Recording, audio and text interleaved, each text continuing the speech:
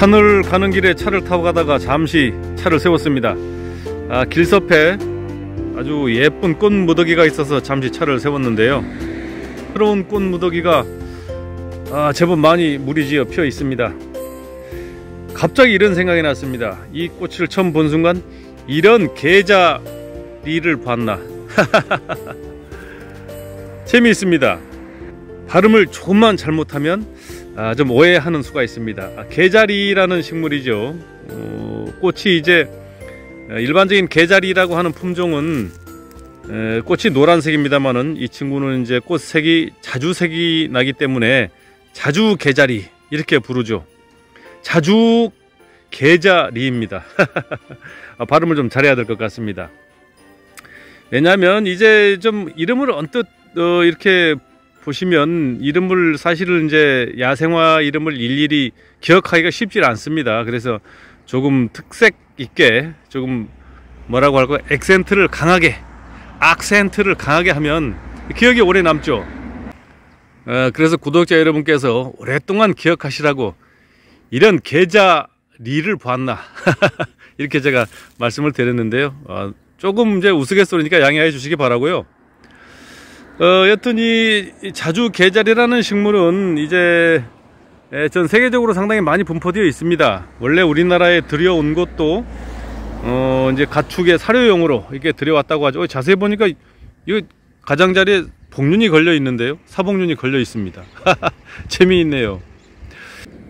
원래 이제 가축용 사료용으로 들여왔는데 굉장히 단백질이 많이 함유되어 있다고 하죠. 단백질이 15% 이상이 들어있다고 하는데요. 그러다 보니까는 뭐 가축들이 너무 비만해진다, 뚱뚱해진다. 그래서 이제 외국에서는 잘 사용하지 않는다고 하더라고요. 지금은 이제 원래 이름은 이제 알팔파라는 이름으로 잘 알려져 있습니다. 전에 이제 인터넷에서 이 관련 자료를 좀 검색을 해봤더니 이 알팔파의 그 새싹을 틔워서 새싹보리처럼 그렇게 판매하는 사이트도 있더라고요. 아마 미용에 관심이 많으신 분들이 잘 애용하시는 것으로 그렇게 알고 있습니다. 여튼 지금 꽃이 이렇습니다만은 열매는 좀 독특하죠. 벨벨 이렇게 나선형으로 골뱅이처럼 꼬이면서 열매가 달리거든요. 열매가 달려도 상당히 귀엽습니다. 지금은 원예용으로 하긴 그렇습니다. 말씀드리긴 그렇습니다만은 길섭에서 이렇게 굉장히 번식력이 좋습니다. 이거 어마어마하게 많이 번식이 되고 잘 큽니다. 또 어찌 보면 이제 뭐 진짜 가축용 사료로 주면은 너무 뚱뚱해질까요, 가축들이? 재미있는 식물입니다. 차를 달리다가 길섭에 물이 지어 있는 이런 계자리가 아니고 자주계자리 알팔파 말씀드렸습니다. 은근히 예쁘죠? 꽃도 예쁩니다. 숲 한가운데 빼꼼히 빛이 비치는 곳에 엉겅퀴 한 송이가 예쁘게 펴 있습니다. 흔하디 흔한 꽃이긴 합니다만은 숲속에서 만나니까 더 반가운데요. 이제 엉겅퀴라고는 합니다만은 잎 거치의 가장자리 이 가시가 굉장히 강하죠. 손을 콕 찌르면 되게 아픕니다. 조용히 해, 이 친구야. 엄청 시끄럽게 울고 지나갑니다. 여튼 그래서 손을 꼭 찌르면 되게 아프기 때문에 대게라는 이름으로 유명하죠. 한방에서는 이제 대게라고 부르는데요. 흔히 말하는 엉겅퀴입니다. 요새는 이제 건강식품으로 많이 판매도 하고 또 약용식물로 많이 판매도 하는 걸 보았습니다만은 이 친구가 요새는 정력제라고 굉장히 이름이 높죠. 정력제라고 이름이 높긴 하지만은 사실은 혈압 강화 작용도 탁월하고요. 사포닌 성분이 굉장히 많죠. 그래서 기관지, 후두염 이런 곳에도 많이 이용을 하고 있습니다. 무엇보다도 이제 원래 고서에 기록된 바에 의하면은 정력제라기보다는 이제 혈압 지혈작용이 굉장히 탁월해서 각혈, 토혈 혹은 이제 월경, 과다출혈 이런 지혈제로 많이 사용을 하죠. 지금이야 양약이 너무 발달이 되어서 이런 것을 약으로 이용하시는 분들은 별로 계시진 않겠습니다만은 하여튼 요새는 인터넷 사이트 같은 곳에 이제 건강식품으로 이렇게 많이 판매를 하시더라고요. 여튼 이 천연식품이기 때문에 복용을 해서 달여 먹든 생즙을 내어 먹든 손해볼 일은 전혀 없겠죠. 여튼 숲 사이로 빼꼼히 내비친 빛을 따라서 피어난 예쁜 적자색의 엉겅퀴, 찔르면 되게 아픈 대게에 대해서 말씀을 드렸습니다. 아침부터 산행을 하기 전에 이런 개자리를 만남을 필두로 해서 찔리면 되게 아픈 대게도 촬영을 하고 산을 오르긴 했습니다. 오르긴 했는데 어쨌든 그래도 눈에 뜨이는 한 친구를 만났거든요. 잎 자태가 상당히 괜찮습니다. 상당히 후육질에 검은 잎으로 잎 좋죠? 좀 확대를 해볼까요? 이곳이 이제 굉장히 숲이 우거진 상태고 소나무들이 좀 오래된 소나무가 많아서 빛의 투과량이 굉장히 적습니다. 그런데도 불구하고 이런 자태로 자라고 있다는 것은 상당히 괜찮은 난 같기도 한데요. 묵은 벌브가 없는 것으로 봐서 생강근으로 예상이 됩니다. 생강근이 이 정도의 자태를 가지고 있다는 것은 상당히 괜찮은 품종이라고 생각이 들긴 하지만 예쁘다 이 정도로 이렇게만 말씀을 드려야 될 것 같습니다. 하여튼 상당히 괜찮은 품종 같긴 한데요. 점점 난을 보기가 어려워지는 시기가 도래하고 있습니다. 점점 풀들이 자라나고 나무 잎사귀들이 점점 더 이제 커지고 줄기가 늘어나다 보니까 빛의 투과량이 점점 적고 숲은 점점 어두워집니다. 그리고 7월, 6월 장마 이후에 7월이나 되어야 이제 생강근들이 이 땅에서 올라오겠습니다만은 아직은 그런 시기가 아니기 때문에 새로 나온 난들도 없고 간혹 이렇게 지난해 못 자랐던 친구들이 살짝씩 올라오는 이런 정도의 친구들을 보는 것이 전부인 것 같은데요. 어찌 보면 탐난하는 재미는 별로 없습니다.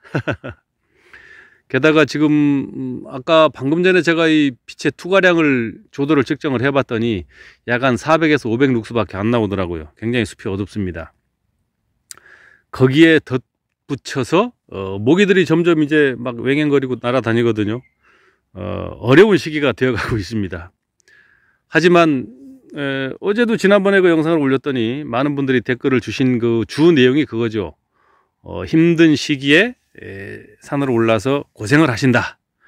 구독자를 위해서 한 사람의 노력으로 인해서 많은 분들이 힐링을 한다.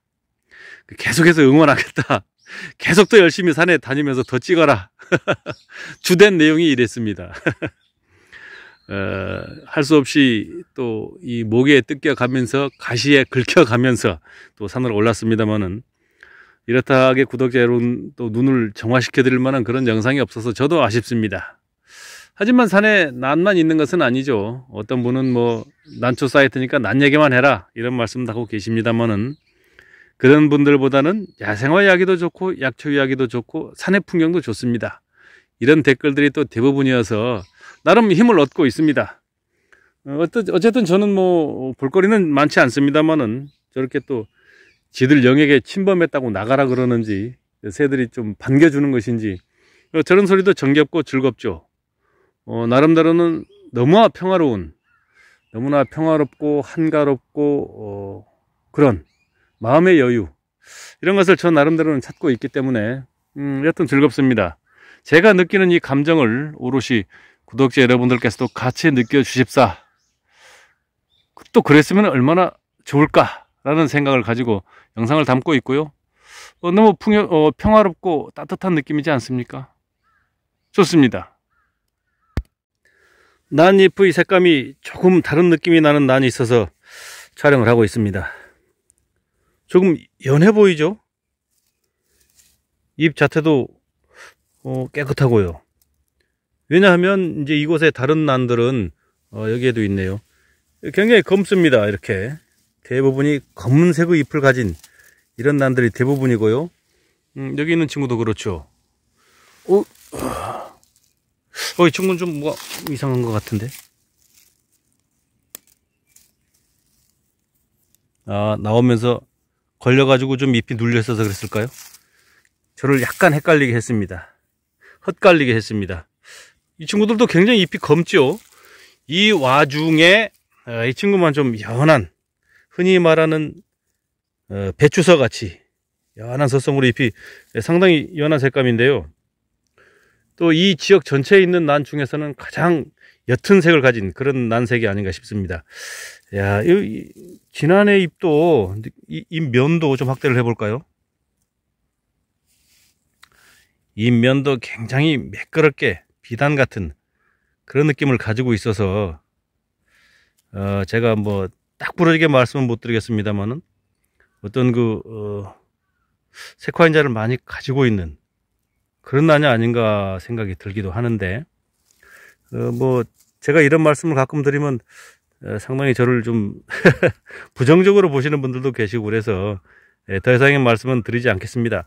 하지만 이 근처에서 자라는 다른 난들과의 엽색은 확연히 다르다, 차이가 많다, 이렇게 말씀을 드리고요. 그래도 지금 여태까지 탐난한 난 중에서는 가장 특색이 다른 그런 난이 아닌가 이런 생각이 듭니다. 나름대로 이 정도 되면은 뭐 구독자 여러분께 소개해 드릴 만한 그런 난 같긴 한데요. 이 친구가 더 예쁜데요. 마삭줄 신화가 너무 예쁩니다. 와, 구독자 여러분, 저 앞에 보이시죠? 야, 좀 당겨 볼까요? 야, 뭐 있죠? 가까이 가볼까요? 아, 약간 설레고 있습니다. 자, 가보겠습니다. 점점 이상해지면서